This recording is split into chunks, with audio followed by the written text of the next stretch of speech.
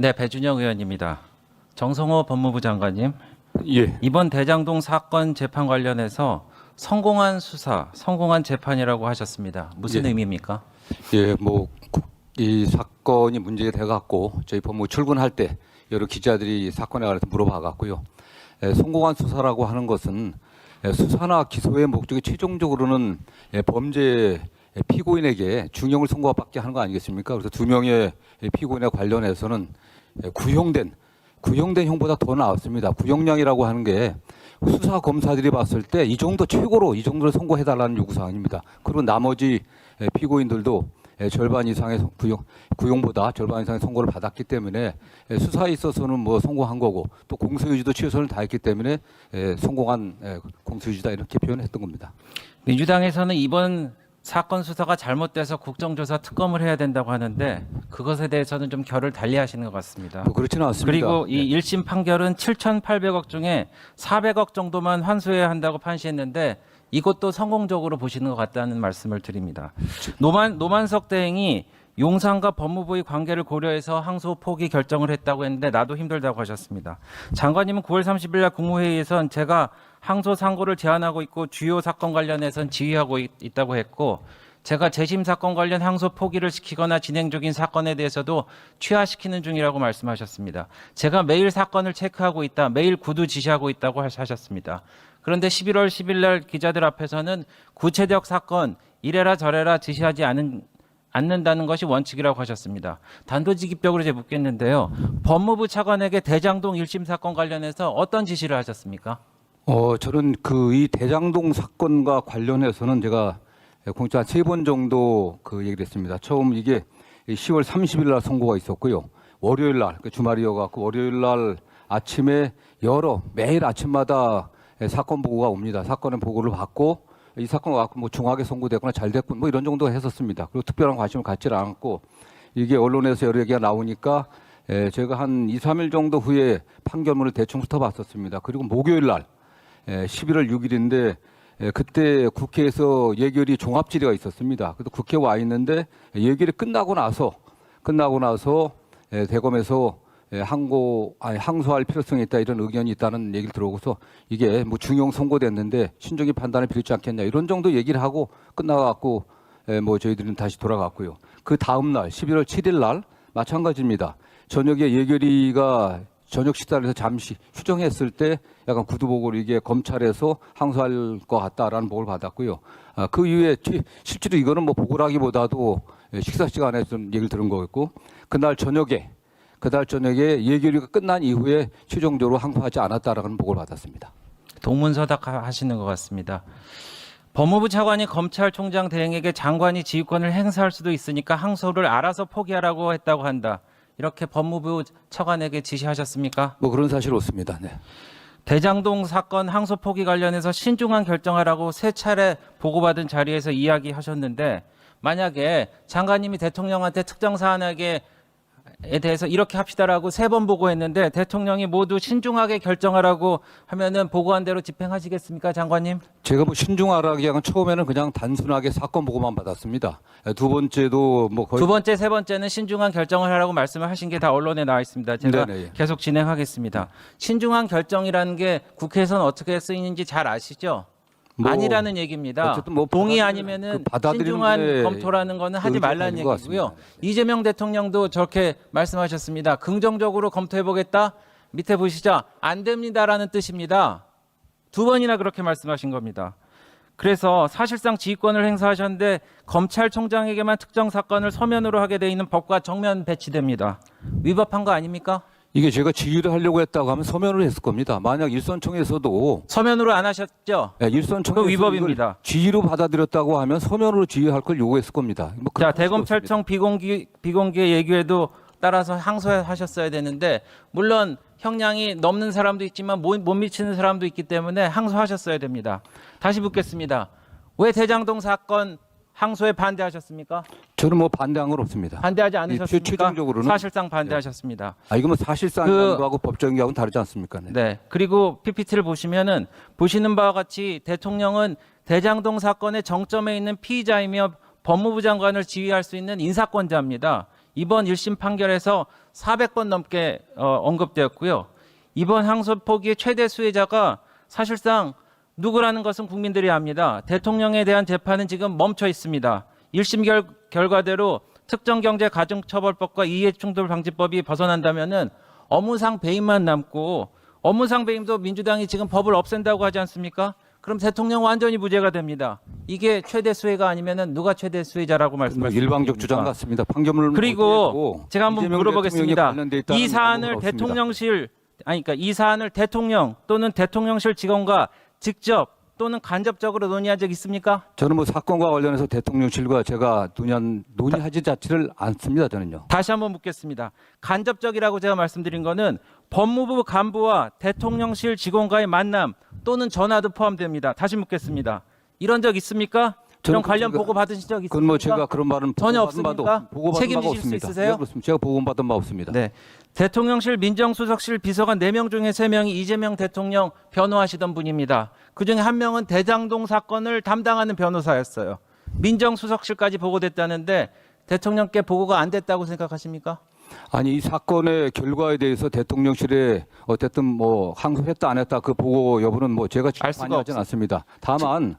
다만 그거와 관련해 갖고 대통령실과 의논해 갖고 한 바는 전혀 어떤 없는 것으로 알고 있고요. 저 역시 마찬가지입니다. 7,400억에 대해서 제가 묻겠습니다. 이번 항소 포기의 가장 큰 쟁점은 전체 추징액 중 473억을 뺀 나머지 금액 약 7,400억인데 이거 사실상 받기 힘들어졌습니다. 성공한 재판 맞습니까, 장관님? 이게 7,400억이라고 자꾸 얘기를 하는데요. 이 사건 수사나 기소가 문제 있었던 게 이게 3년 정도 수사 한 4년 가까운 기소가 있었습니다. 핵심적인 게 대장동 피고인들이 그 혐의자들이 어떤 수익을 얻었는지에 집중된 게 아니라 이재명 대통령과의 그 관련성을 파악하는 데 집중했던 겁니다. 그게 그래서 범죄 피해 그 배임 수재액에 대한 수사가 좀 부족했고 법원에서도 그런 면에서 입증이 좀 부족하다, 불명확하다고 판단했던 겁니다. 7천억이 넘는다는 주장도 그냥 검찰의 주장이었던 거고요. 다만 저희 입장에서는 그걸 입증하려고 전 최선을 다했다고 생각합니다. 그러나 그것이 그동안 4년에 걸친 수사 기소에도 불구하고 입증이 안 됐기 때문에 그 부분은 무죄된 거고, 다만 제 입장에서는 범죄자들이 수익을 갖다가 가져가는 건 안 되는 거 아니겠습니까? 아니면 2천억 정도가 추징 보존돼 있고 성남도시공사에서 지금 소송을 제기하고 있기 때문에 업무상 배임이 있기 때문에 이게 특정법에 적용이 안 된다고 하더라도 최대한 다시 입증을 해갖고 범죄 피해액이 민사소송에서라도 저희가 확보될 수 있도록 적극적으로 좀 뒷받침할 계획입니다. 그 부분. 민사소송 통해서 받으시면 된다고 그랬는데 법조인으로서 다시 한번 되새겨 보시기 바랍니다. 형사 판결이 확정돼야지 민사 손해배상 소송도 맞물린다는 거 잘 아시잖아요. 그렇지 않습니다. 네. 민사 소송에서는 손해액 입증 책임이 피해자한테 있죠. 그래서 형사에서 확정되고 국고 환수하고 이를 민사 피해 당사자한테 돌려주는 것이 피해 구제를 가장 신속하게 정확하게 하는 방법입니다. 아니면 지금 1심 판결 지금 성남도시공사가 5억 뒤집어진다는 1천만 가능성도 원을 없습니다. 청구를 그건요. 했는데 이게 13개월째 멈춰 있습니다. 공사 측에서 뭐라고 그런지 아세요? 이 금액이 사업 전반에서 추정되는 전체 손해액을 반영한 것은 아니며 향후 형사재판 결과에 따라서 청구액을 확정할 여지가 있다고 했습니다. 이 공사에서는요, 이 사업 관련해서 약 4,895억 원의 규모의 손해가 발생됐다는 검찰 기소의 내용을 인용했습니다. 그래서 공사도 형사재판에서 확정돼야지 이걸 받는 겁니다. 제가 좀 안 됐지만 옛날 얘기도 하겠습니다. 전두환 전 대통령 추징 관련해서 얘기하겠습니다. 형사소송에서 2,205억 원을 추징했는데 돌아가신 후에도 956억 원이 남았습니다. 추징 업무만 지금 28년째 하고 있어요. 고인한테도 받고 있습니다. 이거 어디서 하는 줄 아세요? 서울중앙지검에서 하고 있습니다. 끝까지 추징한다는 원칙이 왜 대장동 앞에서는 멈췄습니까? 그렇지 않습니다. 이미 참고로 네. 전두환 대통령 추징 사건 관련 그 1심, 2심, 3심, 최종심 모두 다 추징금은 2,205억 원 똑같았습니다. 근데 왜 항소하고 상고했는지 아세요? 검찰이 한 이유는 법리 및 공범관계 일부 정리가 필요해서 그래서 한 겁니다. 근데 이번 경우에는 7,800억 중에 400억밖에 인정 못 받았는데 항소하지 않습니까? 항소합니까? 아니, 항소하지 일단 않습니까? 뭐 저는 그렇습니다. 노태우 대통령 말씀드릴게요. 관련된 2,628억 원도 마찬가지로 추징액은 1심, 2심, 3심 다 똑같았어요. 근데 검찰은 항소하고 상고했습니다. 그때가 검찰하고 지금 검찰하고 다릅니까? 아니 그래갖고 지금 그래서 그 사건을 달라준 바가 있습니까? 지금 달라진 거 중앙지검하고 없습니다, 이게. 다릅니까? 아니 1심에서 그렇게 판결이 났다고 해서 1심 법원 판결은 전부 잘못된 거기 때문에 항소심에서 저는 그렇습니다. 저희들 최선을 다하겠지만 말씀드린 대로 어쨌든 형사 사건에 있어서의 범죄의 어떤 증거의 증명력하고 민사성이 다릅니다. 형사성이 엄격하기 때문에 바로 그대로 증거로 사용되는 경우가 많습니다. 그러나 이 사건 같은 경우는 전두환 노태우 대통령하고 다른 게 이미 민사소송이 돼 있고요. 일부 그 2천억 검찰에서 뭐 추징 보존한 부분에 대해서 또 가압류를 또 해야 됩니다.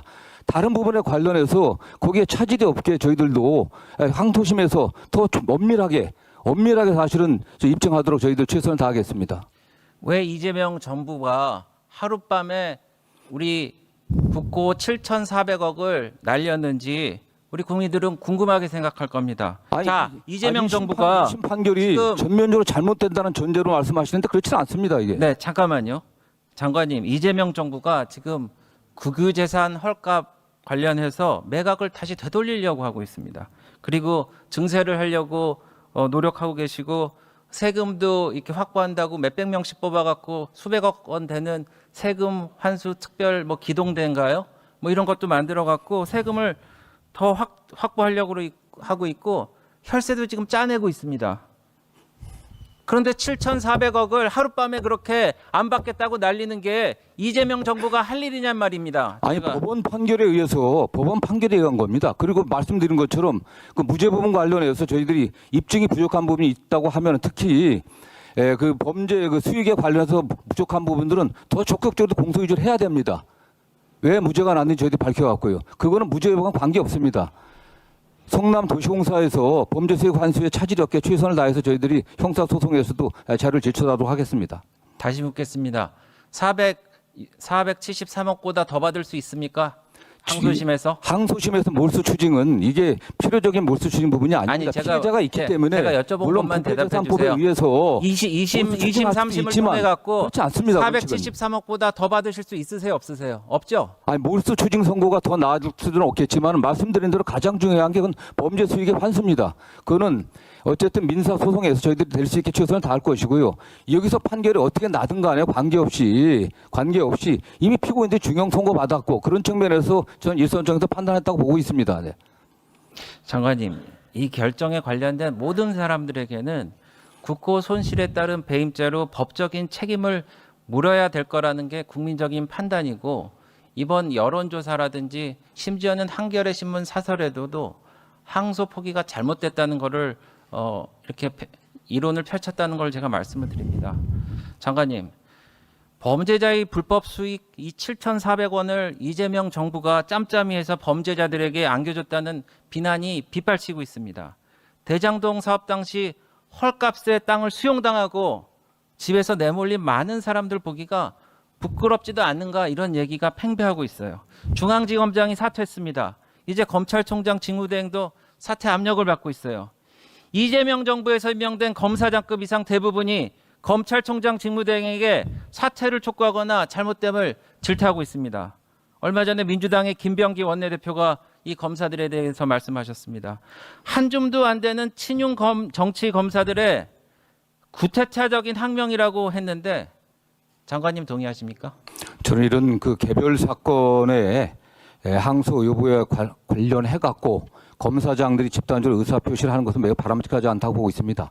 더 중대한 사건도 많이 있었습니다. 잘 아시는 것처럼 내란 비상계엄의 수개로 재판받고 있는 윤석열 대통령께서 그야말로 관행에 완전히 어긋나게 구속 취소됐는데도 한마디도 안 했던 사람들입니다. 저는 이건 바람직하지 않다고 보고 있습니다. 더군다나 이 부분은 항소 여부는 말씀드린 것처럼 만약 일선에서 그런 의견이 있다고 하면은 저는 그 내부적으로 해야 될 문제지 집단적으로 의사표시하는 건 저희 검찰 발전에서 좋지 않다고 생각합니다. 원내대표의 의견과 동의하신다는 말씀으로 제가 알아듣겠습니다. 제가 한 가지 또 여쭤보겠는데 1심 재판부는 김만배 씨 428억 원 뇌물 약속 혐의에 대해서 배임의 범죄 수익을 분배한 것에 불과해서 별도로 뇌물죄는 구성하지 않는다고 해서 무죄로 판단했죠.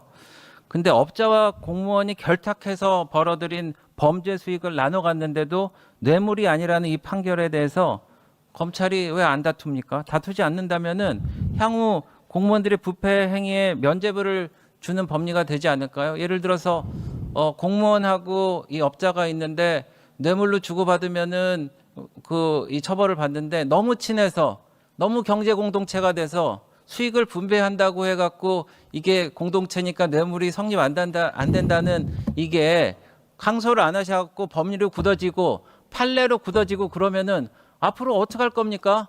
그러면은 앞으로 업자들하고 이 공직자들하고 서로 이 법망에서 벗어나려고 그러면은 뇌물로 주고받는 게 아니고 그냥 아예 우리 경제 공동체로 똘똘 뭉쳐갖고 수익을 나눕시다. 그러면은 처벌 안 받지 않습니까? 이런 판결에 대해서도 성공한 재판이라고 생각하십니까, 장관님? 저는 너무 이렇게 일반화시킬 수 없는 사안이고요. 법원 판결 내용에서도 이건 뇌물이라기보다는 사전에 둘이 공모해갖고 수익을 취한 것이기 때문에 배임죄에 포섭되는 부분이다. 배임죄에 포함됐기 때문에 별개로 뇌물죄로 선고할 수는 없다. 이렇게 판단한 것으로 알고 있고요. 네. 그 죄가 없다는 게 아닙니다. 네. 네, 장관님 제가 이제 말씀을 듣다 보니까 굉장히 답답함을 느낍니다. 장관님은 이 대한민국 검찰의 인사권을 행사하시고 재정적으로 서포트할 수 있는 최고 책임자신데 이게 검찰과 법무부는 다르고 이재명 정부의 검찰이 항명을 하고 있기 때문에 이 모든 사태가 있다라는 그런 핑계로 돌리시는 것 같아서 좀 가슴이 아프다 제가 이런 말씀을 드리고요. 장관님, 이 모든 책임을 지고 사퇴하셔야 된다. 장관님, 이 모든 책임을 지고 사퇴하셔야 된다는 국민적인 여론이 있고 의견이 있습니다. 이에 대해서 본인의 입장을 밝혀주십시오. 제가 어떻든 정치적 책임을 저는 회피할 생각이 없습니다. 다만 이게 검찰이 처리한 수많은 사건의 일부입니다. 저는 개인적으로 전 정권 하에서 일종의 정치보복적인 어떤 수사 하나 때문에 장관이 이걸 책임지고 사퇴하는 것은 바람직하지 않다고 보고 있고요. 제가 할 일은 검찰 개별 사건의 어쨌든 당 부를 갖다 판단하는 게 아닙니다. 법무부에서 하는 일은 다른 것도 굉장히 많이 있습니다. 네.